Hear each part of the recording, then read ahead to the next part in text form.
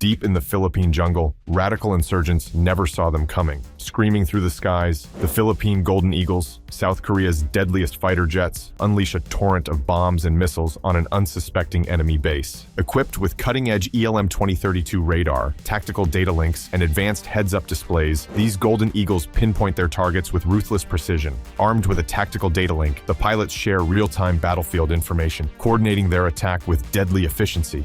Before the insurgents can even react, the Golden Eagles rain down fire, turning the base into a smoking ruin. These Mach-capable aircraft, a nod to their American F-16 heritage, carve a path of destruction and then pivot, ready for another pass. Chaos ensues among the insurgents as the Golden Eagles' powerful 20mm Gatling guns and FFAR rockets reduce fortifications to mere rubble. In a flash, the FA-50s wipe out the Islamist strongholds and head back to their base, safeguarding the Philippines from a looming danger.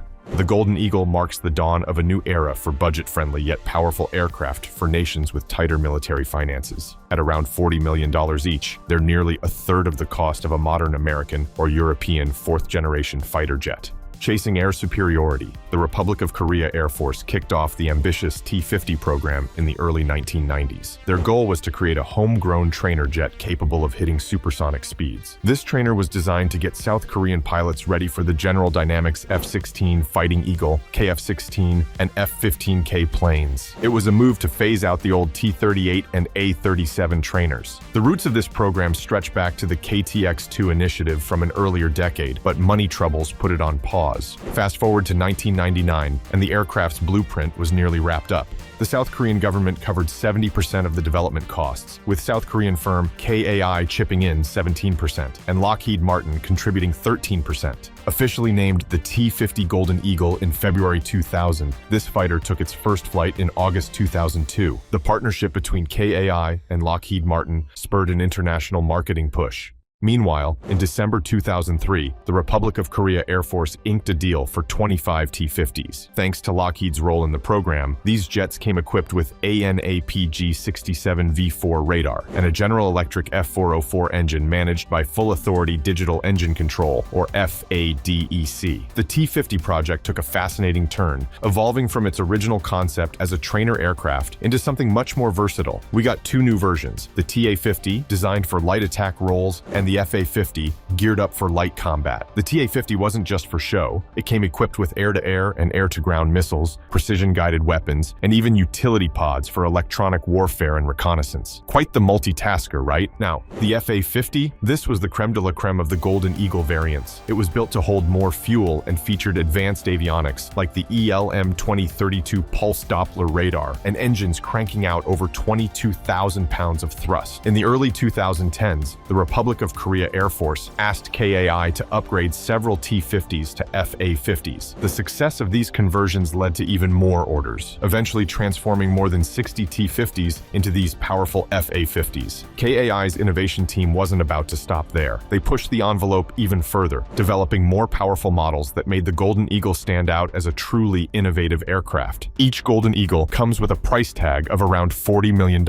which is about a third of what you'd pay for a modern American or European fourth-generation fighter. While the Golden Eagle shares some technology with the American F-16, it's not a direct replacement. The F-16 can hit speeds of Mach 2, whereas the Golden Eagle tops out at Mach 1.5. Plus, the South Korean jet has a max payload of 4 tons, compared to the F-16's 8 tons. Yet, they do have some similarities, like the modern instrument panel. This design choice makes it easier for South Korean pilots who are already familiar with the F-16 to transition to flying the Golden Eagle without a hitch. The FA-50 stretches 13 meters in length, spans 9.45 meters in width, and stands 4.82 meters tall. With an empty weight tipping over 6.47 tons, this aircraft can handle a maximum takeoff weight of 12 tons. Inside its tandem glass cockpit, it accommodates 2 crew members. The cockpit is decked out with a wide HUD display, digital engine instrumentation, integrated upfront controls, and a 0-0 ejection seat. The crew also benefits from onboard oxygen generation systems and a night vision imaging system, ensuring they're ready for all-weather operations. The Golden Eagle can pack quite a punch, with an armament load of up to 4.5 tons. It's armed with AGM-65 Maverick air-to-ground tactical missiles, AI AIM-9 Sidewinder short-range air-to-air missiles, Mk-82 low-drag general-purpose bombs, and GBU-38B joint direct attack munitions. The Golden Eagle isn't just about missiles and bombs. It can also be outfitted with an internal 3-barrel 20mm Gatling gun and an LAU-3A 19-tube rocket launcher for FFAR rockets. Thanks to Lockheed's partnership, the Eagle can be equipped with Martin's Sniper Advanced Targeting Pod,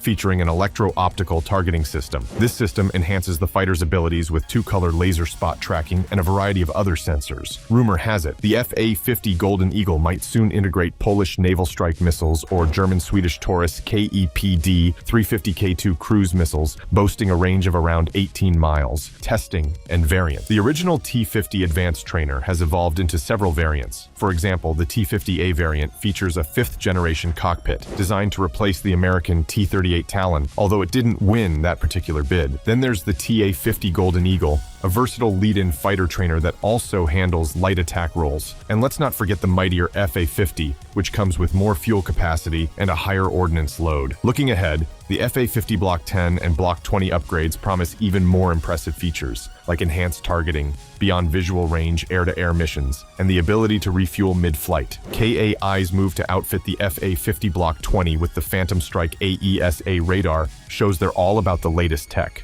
This radar, tipping the scales at over 150 pounds, is set to deliver a new level of precision and capability, expected to roll out in 2025. As time goes on, the Golden Eagle will keep getting better, evolving into a formidable yet budget-friendly option for countries with smaller defense budgets. The Republic of Korea saw the first squadron of the TA-50 take to the skies in 2011, launching the light attack variant. Just a few years later, in 2014, the renowned Black Eagles aerobatic team of the 53rd Air Demonstration Group joined the scene. That same year, President Park Geun-hye hosted a grand public unveiling of the aircraft, featuring a thrilling FA-50 flight demonstration. October brought a landmark achievement as a Golden Eagle successfully test-fired an ADM-65 Maverick missile at a decommissioned ship.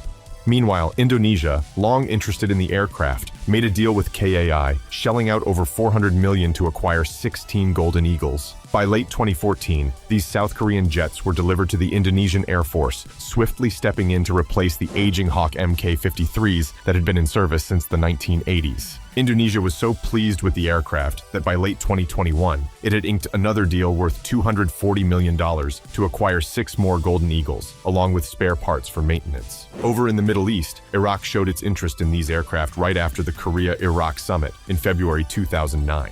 Within months, Iraq launched a competition for jet lead-in fighter trainers, and the TA-50 came out on top. By December 2013, a contract was signed between the two nations for 24 Golden Eagles, designated T-50IQ, complete with extra equipment. The first batch of planes arrived in April 2016, followed by the second in May 2018, with their inaugural flight in late November 2021. Apart from Indonesia, the Philippines became the second country to procure the South Korean fighter, with Congress greenlighting the purchase of 12 in September 2012. The deal, clocking in at $415 million, was made in March of 2014. By 2015, the delivery of 12 Golden Eagles was in motion, wrapping up by the tail end of 2017. In January 2017, a pair of FA-50 PHs from the Philippine Air Force spearheaded a successful nocturnal assault on insurgent terrorists in Butig, Lanao del Sur, Mindanao. This marked the maiden combat mission for Philippine pilots at the helm of Golden Eagles, earning them accolades and setting the stage for another military operation in June. During these operations, the Philippine Golden Eagles unleashed airstrikes on Maute terrorists holed up on the outskirts of Marawi. As the 5-month-long conflict with militants linked to the brutal Islamic State intensified, the Golden Eagles maintained their relentless bombardment from above. The battle against the Islamic freedom fighters raged on, with the Army and Air Force steadily closing in and dismantling their defenses. In February 2019, military intelligence uncovered a Bangsamoro base tied to the Islamic forces. In response, 2 Golden Eagles were deployed to bomb the base with 250-pound explosives. These airstrikes were in retaliation for a terrorist attack on the Catholic Cathedral of Our Lady of Mount Carmel in Barangay Walled City, Sulu. Later in June 2020, a squadron of Philippine Golden Eagles took to the skies over Palawan, showing off their firepower with AGM Maverick air-to-ground missiles during the 73rd anniversary of the Philippine Air Force. By December 2020, the Golden Eagles had once again proven their prowess, executing a precise airstrike against members of the New People's Army, marking the 52nd anniversary of the Communist Party of the Philippines. Recently, amid escalating tensions in the Pacific involving China and North Korea, a solo Philippine FA-50 Golden Eagle made its mark at the 2023 Bala-Catan annual exercise between the United States and the Philippines, sinking a vessel with a Maverick missile to showcase its anti-ship capabilities. Since Russia's invasion of Ukraine in February 2022, NATO has been steadily gearing up for a potential continental conflict, with particular focus on nations sharing a border with or near Russian territory. Take Poland, for instance. The country has ramped up its military response due to ongoing geopolitical tensions with Russia. Warsaw quickly mobilized, sending Crab howitzers, T-72 tanks, Warmate kamikaze drones, Piorun anti-aircraft missiles, and other assets to support Ukrainian forces. Poland didn't stop there. The nation embarked on a significant military expansion to brace for possible Russian aggression. Among the top priorities was modernizing the Polish Air Force. Right now, Poland's fleet includes over 30 Soviet-era MiG-29 fighters and 20 Su-22 supersonic bombers, both slated for retirement. Many of these aircraft and their spare parts were shipped to Ukraine to bolster its air force, leaving Poland's air capabilities a bit stretched. This situation prompted the military to draft a plan to expand its current fleet of over 50 F-16 CD Fighting Falcon multi-role jets. They plan to acquire 48 highly modernized short-range F-16V fighter variants designed for direct combat, while its 30 F-35A stealth jets would target enemy territories from afar. But in a twist, Warsaw announced in July 2022 that it had instead inked a $2.5 billion deal with South Korean company KAI. This deal was for 48 FA-52 light fighters. According to a Polish government press release, the last 36 of these will be the customizable FA-50 PL Block 20 model, with delivery set between 2025 and 2027. Moreover, KAI plans to set up multiple FA-50 service and training centers across Poland. These hubs will also support other South Korean aircraft operating in Europe. Poland's decision to pass on the American F-16 comes down to a significant backlog of orders. The Polish Air Force can't afford to wait several years, given the immediate threat posed by Russia's recent aggressive moves on the continent. In contrast, the South Korean Golden Eagles stand out with their higher mission availability, lower cost, and swift delivery times, making them an attractive option to counter the growing threat. Poland has become the first country to officially buy the Golden Eagles, but it's not the only one eyeing these fighters. Countries like Colombia, Bolivia, Croatia, Pakistan, Spain, Vietnam, and the United Arab Emirates are all considering adding South Korean fighters to their fleets. For now, the Golden Eagle continues to undergo upgrades to stay competitive with other modern aircraft. The goal is to keep it relevant and hopefully attract more interest from foreign air forces.